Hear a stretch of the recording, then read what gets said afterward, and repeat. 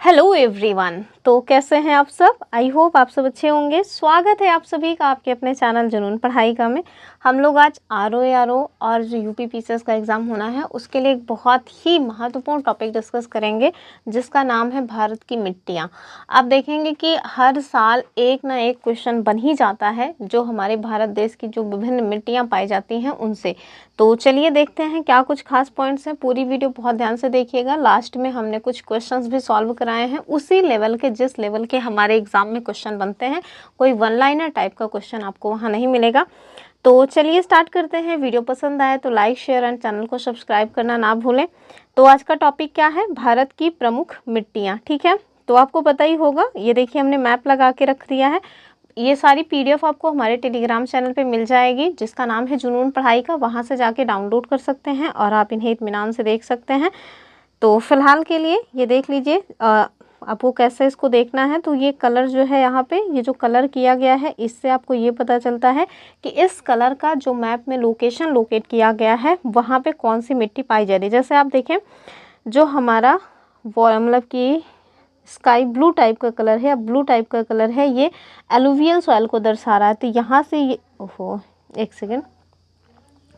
तो ये जो रीजन आपको दिख रहा है पंजाब, हरियाणा, दिल्ली और ये यूपी, बिहार, ये सारा जो लोकेशन आपको दिख रहा है ना ब्लू कलर का, ये समझ लीजिए कि यहाँ ना आपको एलुवियल सॉइल जो है वो देखने को मिल जाएगी।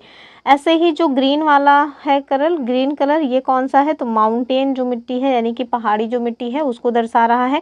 तो आप देख लीजिए कि लद्दाख, जम्मू कश्मीर, हिमाचल प्रदेश, उत्तराखंड, सिक्किम और अरुणाचल प्रदेश वाले रीजन में आपको जो पहाड़ी मिट्टी है वो देखने को मिल रही है। तो इसी तरह से आप जो ये मतलब कि लाइट ग्रीन है यहाँ पे देखिए, यहाँ पे कौन सी मिट्टी पाई जाती है? तो काली मिट्टी। तो इसका भी जो लोकेशन है वो आपको यहाँ पे देखने को मिल रहा है एमपी, महाराष्ट्र और गुजरात के कुछ क्षेत्रों में। ठीक है, तो इस तरह से आप ये मैप जो है डाउनलोड करके इसको देख सकते हैं। फिलहाल के लिए हम चलते हैं, देखते हैं कौन कौन से क्वेश्चंस बनने की मतलब गुंजाइश रहती है, किस किस तरह से क्वेश्चंस हमारे पास बनते हैं। तो सबसे पहले तो हमसे क्वेश्चन से ही बन जाता है कि मिट्टी का नाम दे देंगे, उसमें कौन सी चीज़ की अधिकता होती है, कौन सी चीज़ की कमी होती है ये पूछ लेंगे, कहाँ पे मिलती है ये पूछ लेते हैं और साथ में ये भी पूछ लेते हैं कि कौन सी फसल उस मिट्टी में अच्छी तरीके से उपजाऊ होती है। ठीक है, तो चलिए सबसे पहले आपको पता होना चाहिए कि जो भारत की मिट्टियाँ हैं इनका जो वर्गीकरण है ये किनके द्वारा किया गया है और कितने पार्ट्स में इनको डिवाइड किया गया है। तो हमारा भारत देश का जो भारतीय कृषि अनुसंधान परिषद है जिसे हम ICAR कहते हैं, इनके द्वारा हमारे भारत देश की मिट्टियों को 8 वर्गों में डिवाइड किया गया है।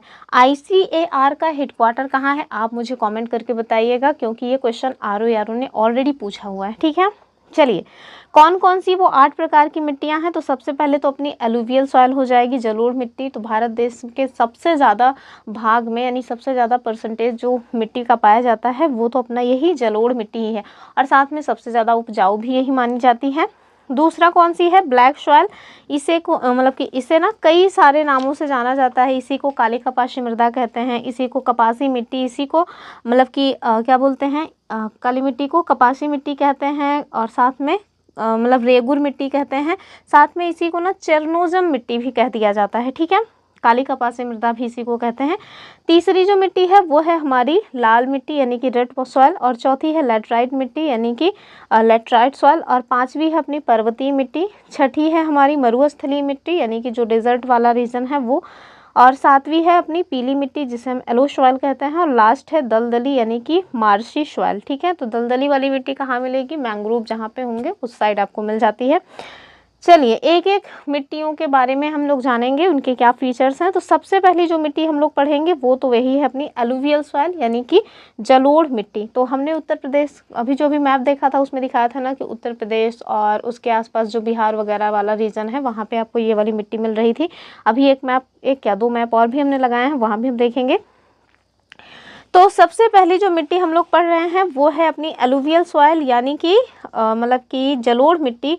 और अगर इसके फीचर्स की बात की जाए तो सबसे पहले यही देखिए कि ये सबसे ज़्यादा उपजाऊ मिट्टी मानी जाती है। ठीक है, सबसे ज़्यादा उपजाऊ मिट्टी कौन सी है? तो यही है अपनी जलोढ़ मिट्टी। कहाँ पे आपको ये देखने को मिलेगा? तो गंगा, ब्रह्मपुत्र, सिंधु नदियों के जो मैदानी क्षेत्र हैं वहाँ पे आपको ये वाली मिट्टी देखने को मिल जाएगी। आपको सबसे ज़्यादा जो महत्वपूर्ण तरीके से याद रखना है वो याद रखना है कि इसमें ना पोटास की अधिकता होती है लेकिन फास्फोरस की कमी होती है। ठीक है, तो जलोढ़ मिट्टी में क्या होता है, जलोढ़ मिट्टी में आपको देखने को मिलेगा कि पोटास जो है वो अधिक मात्रा में होता है, फास्फोरस की इसमें कमी होती है। इसमें विभिन्न प्रकार के जो फसलें हैं वो आप उगा सकते हैं, जैसे गेहूँ हो गया, गन्ना है, दाल है, साथ में मक्का वगैरह है, और चारा की जो फसलें होती हैं, तिलहन में आप सरसों वगैरह को मतलब अच्छी तरीके से उपजा सकते हैं। ठीक है, आपको ये भी याद रखना है कि ये जो मतलब कि एलुवियल सॉइल है ना, ये दो प्रकार की होती है। एक तो पुरानी, जिसको हम क्या कहते हैं, पुराने वाली को हम कहते हैं, सॉरी नई वाली को हम लोग खादर कहते हैं, पुरानी वाली को हम लोग क्या कहते हैं, बांगर कहते हैं। तो दो प्रकार की मिट्टी है, कौन सी, एक तो खादर, एक तो बांगर। बांगर जो है ये मतलब कि पुरानी हो चुकी है मिट्टी, मतलब जो नदियां हैं अब यहाँ पे अपना पानी वगैरह नहीं लाती हैं, तो इस वजह से यहाँ पे जो उपजाऊपन है वो भी कम हो जाता है। जबकि जो खादर है वो हर वर्ष बाढ़ आने से क्या होता है, वहाँ की जो मिट्टी है वो उपजाऊ बनी रहती है। ठीक है, तो दो प्रकार की होती है जलोढ़ मिट्टी, एक तो खादर, दूसरी बांगर। बांगर जो है वो फसलों के लिए अच्छी नहीं मानी जाती है, जबकि जो खादर है वो फसल के लिए अच्छी मानी जाती है। ठीक है, और साथ में जो बांगर है वो थोड़ा ककरीली पथरीली टाइप की हो जाती है, तो ये भी आपको याद रखना है। फसलें कौन कौन सी हैं ये तो हमने आपको बता ही दिया, और कौन से क्षेत्र में पाई जाती है तो ये भी आप देख लीजिए कि जो एलुवियल सॉइल है वो आपको कहाँ दर्शाया गया है, तो ये पंजाब, चंडीगढ़, हरियाणा, दिल्ली, उत्तर प्रदेश, बिहार, और ये थोड़ा असम वगैरह का जो हल्का हल्का रीजन है वो। ठीक है, नेक्स्ट जो हमारी मिट्टी है वो कौन सी है, तो सेकंड जो मिट्टी है वो है अपनी काली मिट्टी, ब्लैक सॉइल, जिसे हम लोग क्या कहते हैं, रेगुर मिट्टी कहते हैं, इसी के चरनजम मिट्टी भी कहते हैं, इसी को काली कपाशी मृदा भी कहा जाता है। कहाँ आपको ये देखने को मिलेगा, तो दक्षिण भारत में महाराष्ट्र, मध्य प्रदेश, गुजरात आदि में ये आपको देखने को मिल जाता है। तो ये देखिए काली मिट्टी कहाँ पे देखने को मिलेगा, तो ये देखिए जो काली मिट्टी है उसको ग्रीन कलर से दर्शाया गया है, तो ये जो आपको लोकेशन मध्य प्रदेश, महाराष्ट्र वगैरह की दिख रही है यही है हमारी काली मिट्टी। ठीक है, कपास के उत्पादन के लिए सबसे अच्छी मानी जाती है, और इसमें आपको ध्यान क्या रखना है, तो काली मिट्टी में लोहा, चूना, कैल्शियम, पोटेशियम, एल्यूमिनियम, मैग्नीशियम की अधिकता होती है। मोस्ट इंपॉर्टेंट फैक्ट है ये क्या, कि लोहा, चूना, कैल्शियम, पोटेशियम, एल्यूमिनियम, मैग्नीशियम की अधिकता होती है, जबकि नाइट्रोजन और फास्फोरस की इसमें कमी होती है। ठीक है, तो हर साल इससे क्वेश्चन एक क्वेश्चन बनना तय है, इस वजह से बहुत ध्यान से देख लीजिए, PDF ज़रूर डाउनलोड कर लीजिएगा। आगे देखिए कि कपास की खेती के लिए सबसे ज़्यादा मतलब कि प्रसिद्ध होती है, इसी वजह से इसे कॉटन सॉइल यानी कि कपाशी मृदा भी कहा जाता है। इसमें जो पानी धारण करने की क्षमता है वो काफ़ी अच्छी होती है, यानी कि उच्च जल धारण क्षमता होती है, जिसके कारण से इसमें गहरी जो है दरारें मतलब कि पड़ जाती हैं। फसलें कौन कौन सी हो जाती हैं, कपास हो जाता है, ज्वार, बाजरा, तूर, मूंगफली आदि। ठीक है, अगली कौन सी है, तीसरे नंबर की, वो है लाल मिट्टी। तो इसमें आप देखिए कि लोहे की उपस्थिति के कारण इसका जो रंग होता है वो कैसे हो जाता है, तो लाल हो जाता है। और साथ में आपको याद रखना है कि चूना, फास्फोरस और मैग्नीज की ना इसमें कमी होती है। किसकी किसकी कमी होती है, तो इसमें आप देखिए चूना, फास्फोरस और मैग्नीज की कमी होती है। आगे आप देखिए कि मतलब कि ये जो कहाँ पे आपको देखने को मिलेगी, तो उड़ीसा, झारखंड, छत्तीसगढ़, तमिलनाडु, कर्नाटक आदि में आपको देखने को मिल जाएगी। थोड़ा कम उपजाऊ होती है, लेकिन यदि आप इसमें खाद पांच अच्छे से डालेंगे तो मतलब ठीक ठाक होगा, ये भी दे देती है। किस तरह की फसलें आप इसमें उगा सकते हैं, मूंगफली, ज्वार, बाजरा, सब्जियां, गेहूं, कपास, सरसों, दालें आदि। ठीक है, तो इस तरह की जो फसलें हैं आप इसमें उगा सकते हैं। अगला देखिए लैटराइट मिट्टी, जहाँ पे बहुत ज़्यादा मिट्टी होती है ना, वो मतलब कि सॉरी, जहाँ पे बहुत ज़्यादा मिट्टी नहीं, जहाँ पे बहुत ज़्यादा बारिश वगैरह होती है उस जगह पे ये आपको मतलब मिट्टी इस तरह की देखने को मिल जाएगी। जैसे अपना केरल का जो मतलब तट है वहाँ पे आपको देखने को मिल जाएगी, जहाँ पे मानसून का आगमन होता है तो वहाँ पे बारिश बहुत भयानक तरीके से होती है, तो वहाँ आपको ये देखने को मिल जाएगा। तो केरल का जो मालाबार तट है, अगर आपसे पूछे कि वहाँ पे किस तरह की मिट्टी मिलेगी, तो जाहिर सी बात है कि लेटराइट प्रकार की जो मिट्टी है वो मिल जाएगी। ठीक है, तो चूँकि बारिश बहुत ज़्यादा हो रही है तो जाहिर सी बात है कि जो भी उसमें मतलब कि पोषक तत्व वगैरह हैं वो बह जाते हैं, फिर वही कंकड़ पत्थर टाइप की जो चीज़ें हैं वही रह जाती हैं। और इसमें आपको याद रखना है कि लोहा और एल्यूमिनियम की अधिकता होती है, नाइट्रोजन, पोटासियम, चूना और जैविक तत्वों की कमी आपको देखने को मिलेगी। अधिक वर्षा वाले क्षेत्रों में मिलती है, जैसे केरल, कर्नाटक और हमारा जो वेस्टर्न घाट है वो। ठीक है, किस तरह की चीज़ें इसमें मतलब कि अब जाहिर सी बात है कि हर तरह की फसलें इसमें नहीं उपजाई जा सकती हैं, कुछ खास किस्म की फसलें उपजाई जाती हैं, जैसे मसाले हो गए, चाय हो गया, कॉफ़ी हो गया, जो हमारे ड्राई फ्रूट्स हैं वो सारी चीज़ें यहाँ पे उपजाई जा सकती हैं। और ईंट के निर्माण में ये काफ़ी उपयोगी मिट्टी मानी जाती है। ठीक है, अगला देखिए मरुस्थलीय मिट्टी, यानी कि जो हमारा डिजर्ट सॉइल है वो। तो जो हमारा डिजर्ट सॉइल है ये आपको कहाँ देखने को मिलेगा, तो पश्चिमी राजस्थान, हरियाणा के कुछ हिस्सों में ये मिलता है। और इसमें ना आपको याद रखना है कि घुलनशील नमक की उच्च परसेंटेज होता है, निम्न जैविक तत्व कैल्शियम कार्बोनेट की जो प्रतिशतता है उसमें अंतर मतलब कि पाया जाता है। ध्यान रखना है कि बालू मिश्रित होती है ये जो मिट्टी है, इसमें मतलब बालू का मिश्रण आपको मिलेगा। जल की कमी होती है, क्षारीय तत्व लेकिन इसमें अधिक होते हैं। और सिंचाई की सुविधा अगर ठीक ठाक हो जाए तो इसमें गेहूं, जौ, दाल, एलोवेरा मतलब जो कम पानी वाली फसलें हैं वो यहाँ पे आसानी से उपजाई जा सकती हैं।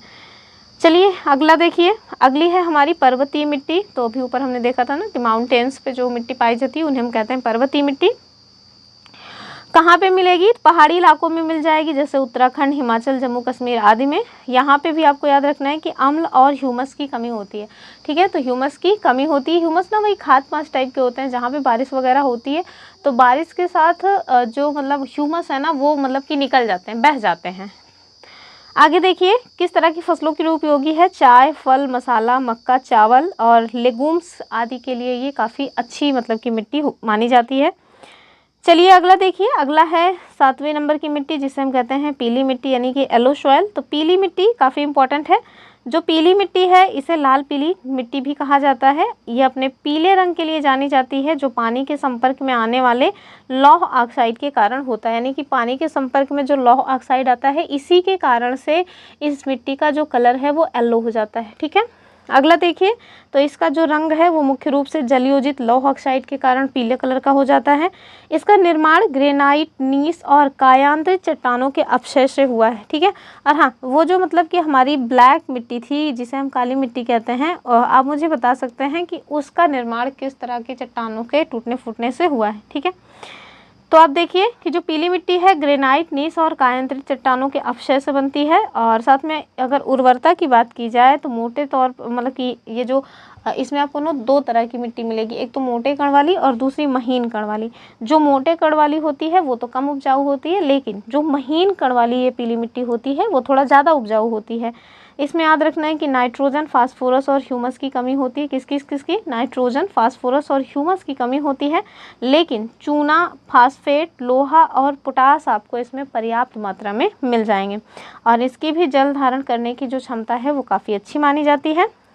कहाँ पे आपको देखने की मतलब कि यहाँ पे देखने के लिए मिलेगी, तो केरल में सबसे ज़्यादा पाई जाती है। इसके अलावा आप देखें उड़ीसा, छत्तीसगढ़, जो हमारा मध्य गंगा मैदान का दक्षिणी भाग है, राजस्थान के सिरोही, भीलवाड़ा, सवाई माधोपुर वाला जो रीजन है, पश्चिमी तमिलनाडु जैसे कर्नाटक मतलब कि पश्चिमी तमिलनाडु, कर्नाटक, आंध्रा, झारखंड, उत्तर प्रदेश के कुछ हिस्सों में जैसे बुंदेलखंड, मिर्ज़ापुर, सोनभद्र आदि, इन सारे रीजन्स में आपको ये जो पीली मिट्टी है वो देखने को मिल जाएगी। ध्यान रखना है कि इसे छत्तीसगढ़ में क्या कहते हैं, मटासी मिट्टी। ठीक है, तो कौन सी मिट्टी है जिसे स्थानीय भाषा में मटासी कहा जाता है, तो पीली मिट्टी को। और कहाँ पे स्थानीय भाषा में मटासी कहते हैं, तो छत्तीसगढ़ में। किस तरह की फसलों के लिए उपयोगी है, तो ध्यान रखिएगा धान, मक्का, धान, मक्का, मूंगफली, तिलहन, कपास, गेहूँ, गन्ना, रागी, आलू, दलहनी फसलें, बाजरा, खट्टे फल और कुछ सब्जियों के लिए, मतलब लगभग हर तरह की फसलों के लिए ठीक ठाक मतलब मानी जाती है। और यदि आप ढंग से इसमें जो है उर्वरकों का प्रयोग करते हैं तो इसकी उत्पादकता को और भी बढ़ाया जा सकता है। जो दलदली मिट्टी होती है जिसे हम मार्सी सॉइल कहते हैं, ये आपको कहाँ मिलेगी, तो जहाँ पे बहुत ज़्यादा बारिश होगा, मतलब बारिश होने का मतलब है जहाँ की मिट्टी बहुत दलदली टाइप की हो, जैसे गंगा का जो डेल्टा है वो, सुंदरवन का डेल्टा, केरल के बैक वाटर क्षेत्र आदि में ये मिट्टी मिलती है। अत्यधिक जैव पदार्थ और जल जमाव इसमें आपको देखने को मिल जाता है। पीली और मतलब कि पीट, इसी को ना पीट मतलब पीटी या पीट मिट्टी भी कहते हैं, और दलदली मिट्टी तो इसको कहा ही जाता है। और इसमें आप देखिएगा कि जो फास्फेट और पोटास है ना उसकी कमी होती है। किसकी, तो फास्फेट और पोटास की इसमें कमी होती है।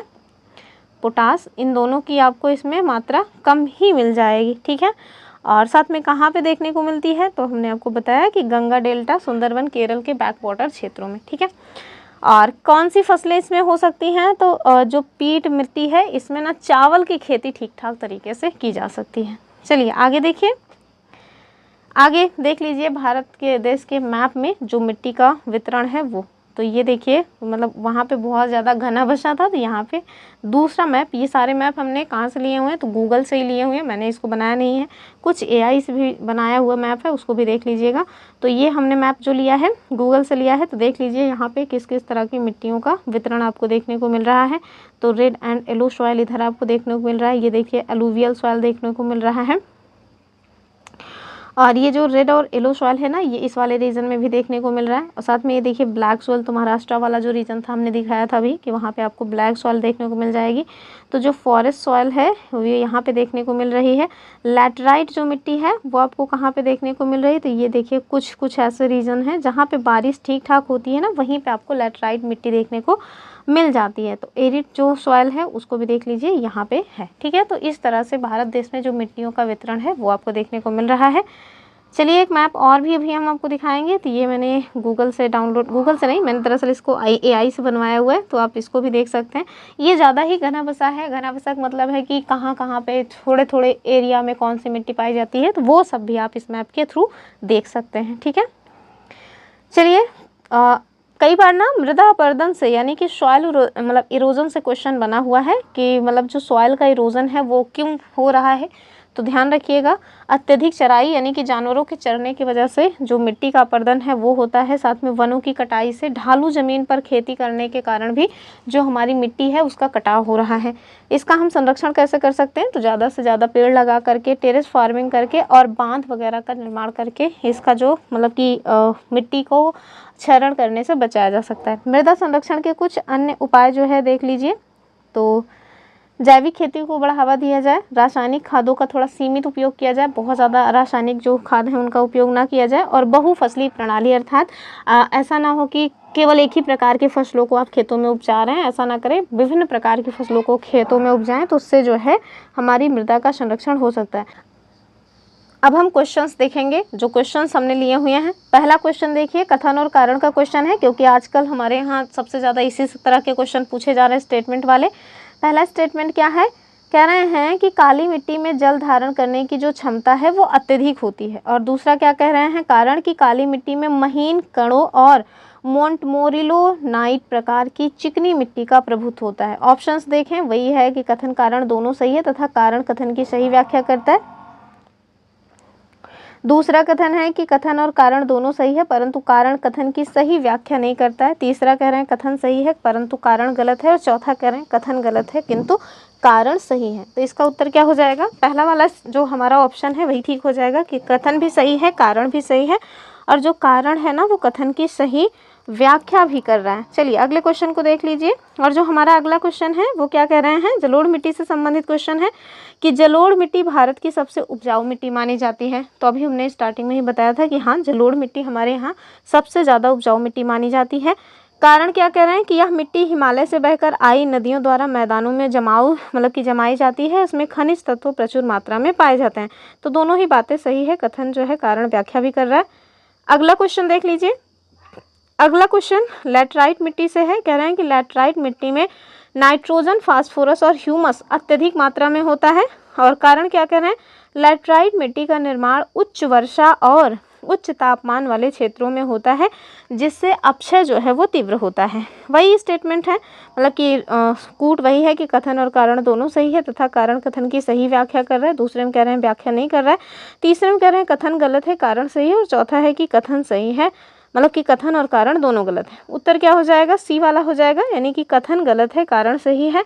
इसका एक्सप्लेनेशन भी देख लीजिए कि जो लैटराइट मिट्टी है इसमें नाइट्रोजन, फास्फोरस और ह्यूमस की मात्रा कम होती है। मैंने बताया था ना कि बारिश अधिक होता है जिसकी वजह से आप देखें तो जो सॉफ्ट चीज़ें होती हैं, जो ह्यूमस वगैरह है वो बारिश में बह जाता है, तो वही ककरीली पथरीली जो ज़मीन है वो रह जाती है। कुछ खास किस्म की फसलों के लिए ही उपयोगी होती है, बहुत ज़्यादा उपजाऊ नहीं होती है। चलिए लास्ट क्वेश्चन देखिए, इस तरह का क्वेश्चन उत्तर प्रदेश पीसीएस 2024 जो 22 दिसंबर को हुआ था उसमें पूछा गया था, ठीक है।